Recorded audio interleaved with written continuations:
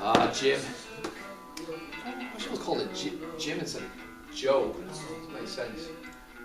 You're obsessed with this gym thing. Yeah, but I never had a say in the matter. When I was born, my parents called me Joe. My dad was called Joe, I got called Joe, but really I would like to have been called Jim. You're listening to Bumming Jim Morrison. Can you turn that off anyway? I'm sick of it. That door's on all. Yeah, I like the doors, no? Well, you've had it on all morning, so. Yeah, well, look, if you. Alright, come over here, have a look at this, right? These are all my favourite gyms. Okay, so if we look here, we've got Jim Morrison, obviously. He's a godlike figure, bit of an icon, bit like myself. I like to see myself as a bit of an icon. Yeah. Got Jim Carrey, who's a bit of a loudmouth, a bit like myself. Jim Bowen, like a real character, personality. But my favourite Jim of all is Jim Riley, who's a bit of a who's a guru when it comes to business knowledge, and he's great. I don't think I'll ever know as much about the ins and outs of businesses than him. But all very much inspirations. So you know. So you'd like to be a Jim? Yeah, I'd like to be a Jim, not a Joe. But you're a Joe. I know, but surely you can change your name to a Jim instead of being a Joe. You could look into it. Okay. But it's interesting you say this, a Jim, because I've been actually using that in my classes in the last couple of weeks. What? The music of the Doors? No, a Jim. A Jim it's a model that I've invented for writing a perfect conclusion. Like a sort of an acronym or something like that? Yeah, it's an acronym. Interesting. Let's just write it on the board here. I actually love this acronym, AJIM. I don't. Yeah. I'm a bit lost where you're going with this. No, but basically what you do with this model, if you're going to answer your A2 essay, Buzz 4 essay, all you need to do is follow this model and you must answer the question. So this is for your last paragraph in an essay? Your last paragraph. You answer the question, but you justify it. This is what a lot of students don't do. Now, I don't know if you remember, a couple of years ago we did a video called AIM, and it was. I think we were playing darts and we were drinking beer. We were, but a lot of students, they used the AIM approach, but they didn't justify their decision, and it's really crucial. And that's a key evaluative skill as well. Yeah, it's no good just to say I disagree. You've got to justify. Got to say why, don't you? And then you bring in your it depends points. Oh, I love a bit of it depends. Sprinkling of gold dust on that evaluation. I reckon 2 at least. Yeah, maybe 2 or 3. And it depends on point is where you're essentially questioning what other factors, what other information would you need to know to make a more valid sort of judgment. And it's like the information. It's like having the crystal ball and sort of saying, well, what do I think would happen in the future? It depends on. It's weighing up, isn't it? It's weighing up. And then, you know, as we've said before, what's the most important reason or factor influencing your decisions? That's absolutely crucial. So you're prioritising all the arguments you created earlier in your essay, and you're kind of weighing them up against each other, and you choose the one you think is most important, most significant, that's influenced your answer at the start of the paragraph. Definitely. So let's just see how this works. An essay from this summer. Yeah. Bang up to date. Yeah, just June 15. It was a Section A essay, and I think most students around the country picked this one, it seemed. Most students chose it. To what extent do you think that the UK will be a more attractive location for manufacturing businesses in the future? Any hooks in there that you... I really am homing in on this word here, this word more, because... And then you can also look at future as well, but I think the more is the one that lots of students wouldn't have seen. Yeah, is it more attractive in the future? And you know, I think a lot of manufacturing companies like Rolls-Royce, they're never going to move outside the UK. You know, that's their main USP. That's the whole thing about Rolls-Royce. Made in Britain, that Britishness. Yeah, but whether it's going to be a more attractive thing, I'm not sure. You know, the UK is attractive as it is now. So why is it going to be more attractive in the future? Tell me why then you don't think it's going to be more attractive. What are the different reasons? Well, I think you've got emerging markets. I mean,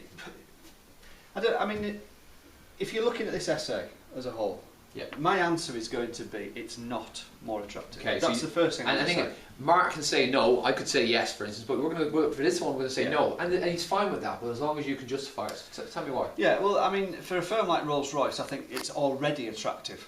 It's already attractive. So there's no evidence to say it would be more attractive. They've already got high-skilled labour in the south of England, around Goodwood.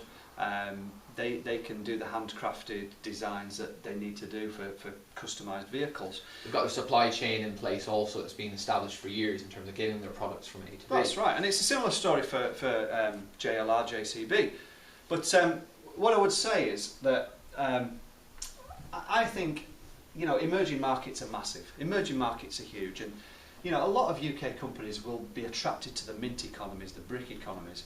So, and as them countries are increasing in growth as well, and sort of and growth rates are high, incomes are rising as well, they are going to be more attractive locations. So to say that the UK is going to be a more attractive location in the future, you can challenge that and say no. So you've got the reason of the established companies in the UK already, the threat of the emerging markets. You can also talk about the policies in the UK that make the UK an attractive location currently, such as the patent box, various regional growth funds. There's no guarantee they're going to last in the future. So now you're tackling this word future.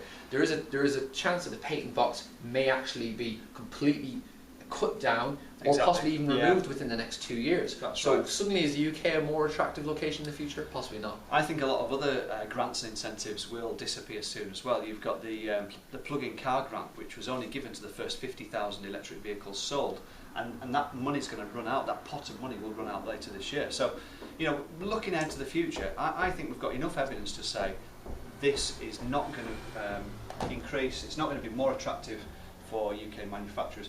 So we need to justify. Well, that's what we've done there. We've done the A and the J. We've answered. We've justified. Now some it depends points. What do you think? It depends on the policies that the government pursue. We know that recently, for instance, the Chancellor has said that the government's not going to run a balanced budget until a year afterwards. So it's going to be 2019, 2020. So with that in mind, a lot of the funding that you talked about may get cut. So it depends on the policies that are going to go forward. It depends on possibly to what extent will the emerging economies continue to grow at a faster rate than the European markets, which is likely to happen, but that is still and it depends on, it's the crystal ball. We don't know if it's going to happen or not. Yeah, I think a key it depends is where your market is, because if your market's an emerging market like China or India, then obviously the UK is less attractive. And a firm like Dyson, for example, that moved a lot of its manufacturing out to Malaysia, was because that's where a large part of the market was. So I think it depends on the type of business and the type of market and the location of the market.